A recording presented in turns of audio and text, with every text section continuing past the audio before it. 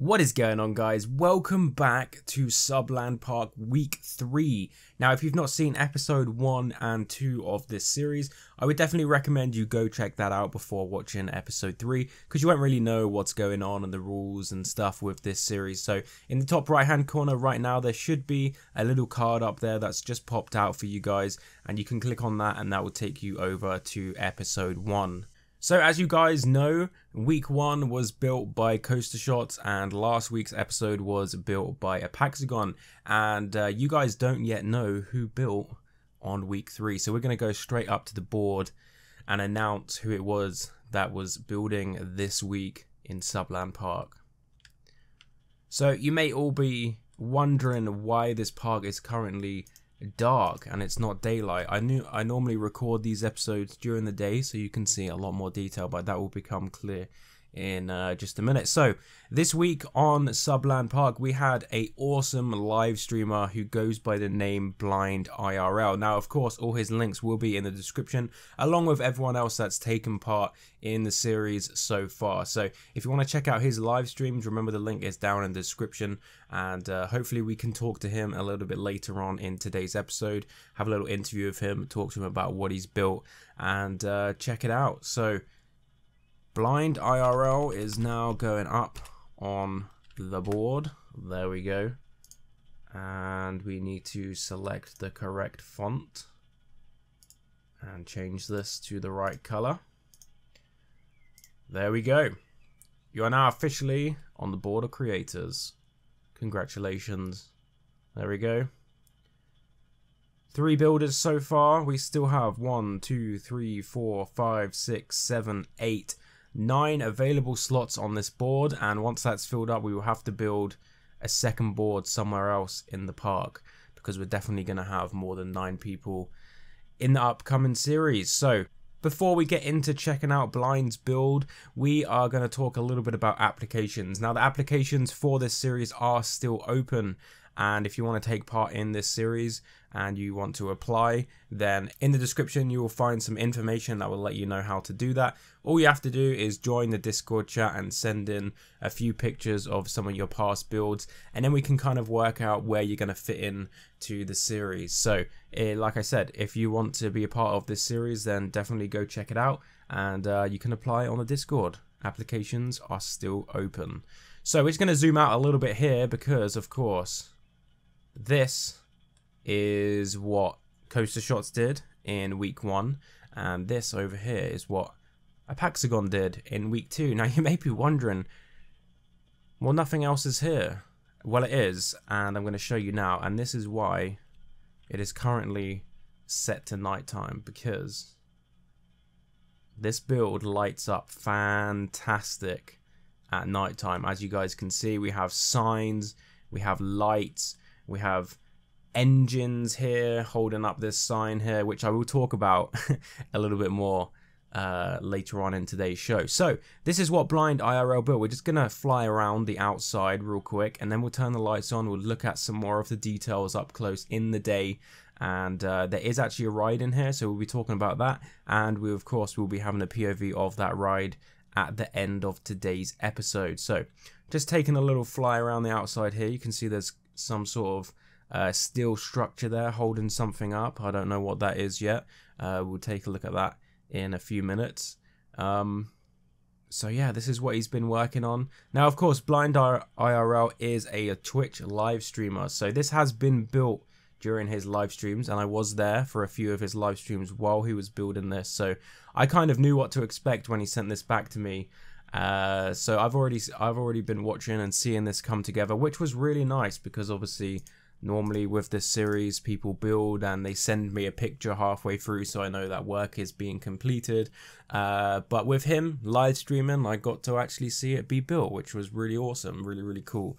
And people in his chat were giving suggestions, and he was going with some of the suggestions, so it was really nice to see. That's what I really want for this series, that kind of stuff. So just going to take a little bit of a closer look down here. We're going to fly down, take a look at some of these details. So we've got loads of these signs popping up around the place. Of course, this is kind of like a future style, I don't really know how to explain it, but a future style city which is really awesome. So that's why these kind of lights signs are here.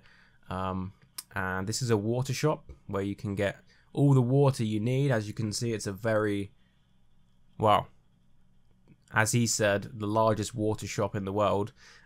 So there we go. And this pipe here is actually connected, I believe, to this, which is really awesome. The way that he built this was incredible. He actually dug a trough under here, and he placed a piece of the log flume track underneath. Was it? No, it wasn't the log flume track. It was the other one, the rapids track, I believe, under here. So you get this awesome looking flowing water, and he's lit this up really great. So at night time, it glows this awesome green color, which is really, really awesome. I've never seen anyone do that before. So when he was doing that, I was just like, wow, I never would have thought to do that. And that was really, really, really awesome. So that kind of blew my mind a little bit when I saw him do that. So yeah, let's fly in, take a look at these buildings a little bit more. Of course, these are like sky rises. They're quite tall apartment complexes where people live, of course. Little stars in there. You'll see a little bit more of the stars a little bit later on. So this is like a backstage area that he placed. Of course, we got some track replacement parts around here, and some stuff from the ride, kind of props and signs and all that kind of stuff that you would normally expect to see in a backstage area back here. So that's that. And let's fly around here. We got some dustbins and tires down here. That's very nice. Oh, there's the ride going past. Got another building over here. This one's more of a reddish color, which is really nice. It kind of breaks up from the grayness of this building over on this side. Of course, a lot of concrete and usual suspect materials used in that one for that skyrise, and a nice little connective tunnel there, which is pretty cool. Okay. Okay, so this is the other side of the structure that we saw earlier. So that structure with all the steel on the outside is actually holding up this kind of like Starry Night platform kind of dealio. I guess this kind of ties in with the actual track ride, so when you're actually riding it, it looks like it's nighttime, even if it's daytime. Let's switch this to nighttime real quick and see what this looks like. There we go. Now that just looks awesome. That looks amazing. Of course, I did see some of this on live stream, but when you're actually in the map and you're actually in the save game, and you can fly around this and see this for yourself instead of on a stream, it feels so much better. This is just so much better than it looked on stream.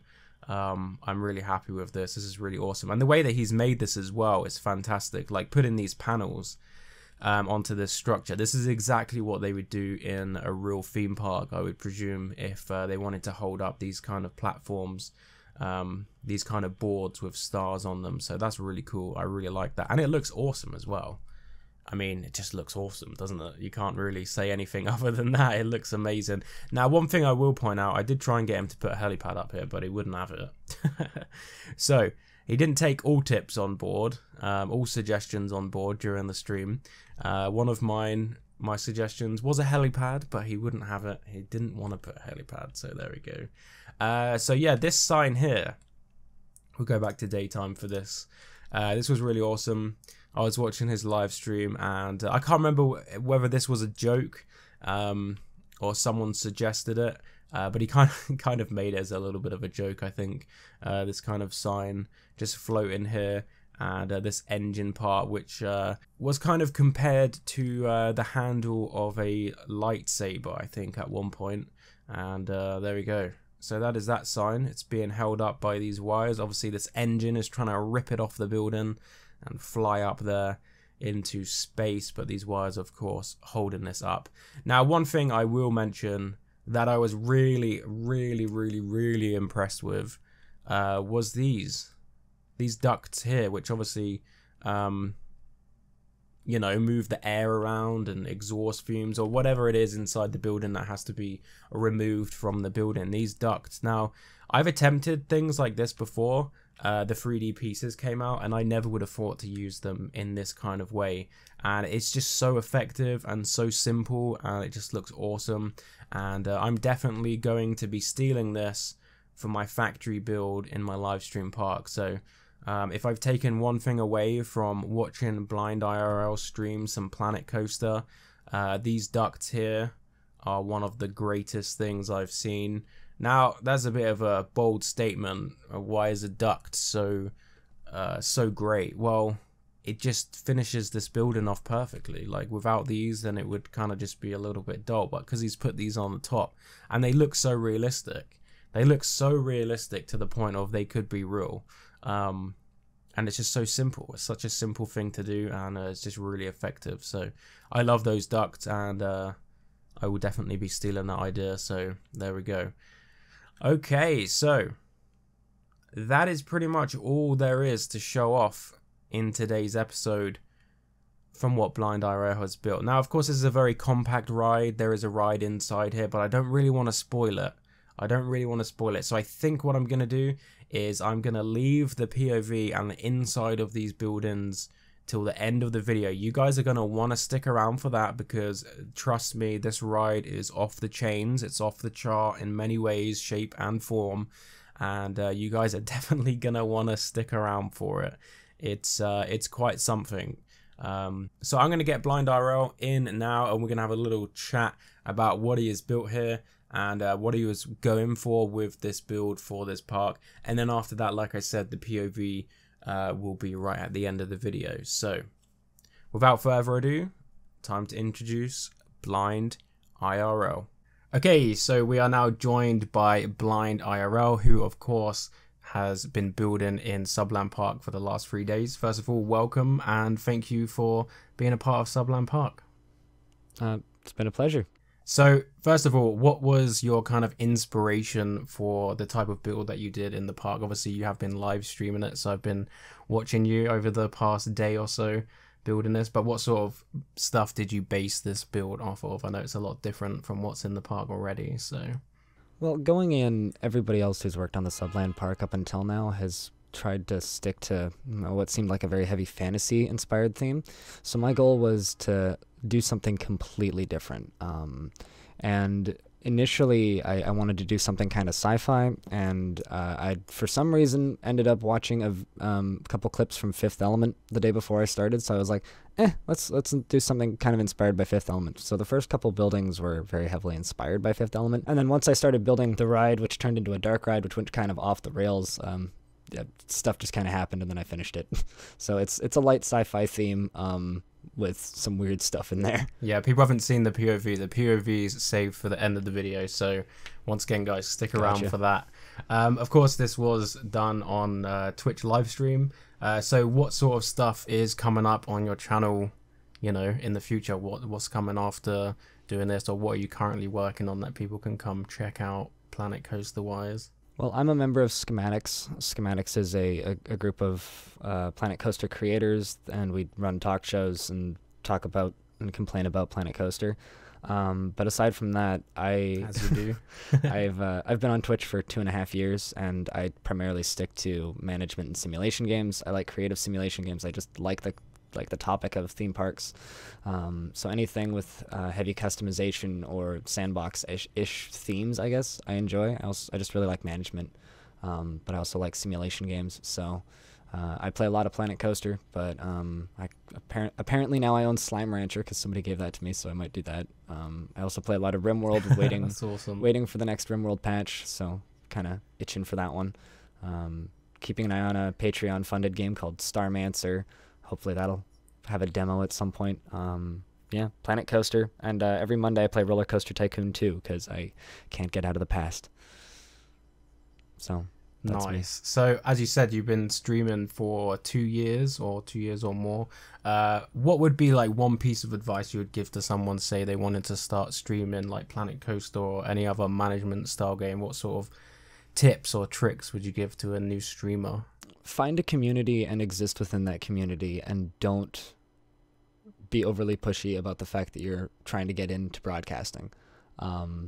Find a group of casters that you enjoy who play similar games and just talk. Exist within their chats, participate in the community, and just be friendly. I think the most overlooked part about streaming is the fact that when you're not streaming, which you have to do a lot, be around. Be somebody that people recognize. you know, and just be a good person. Streamers, especially bigger ones or people like me who've been around for a while, will lurk around in the directories that they frequent. And if they see a name that they recognize streaming, they'll probably stop by, especially if they remember you being cool. Don't ever mention that you stream. Just be an active member in everybody's community and people will get to know you. Yeah, that's about it. Thank you once again for being a part of SubLand Park. I really appreciate you being on week 3.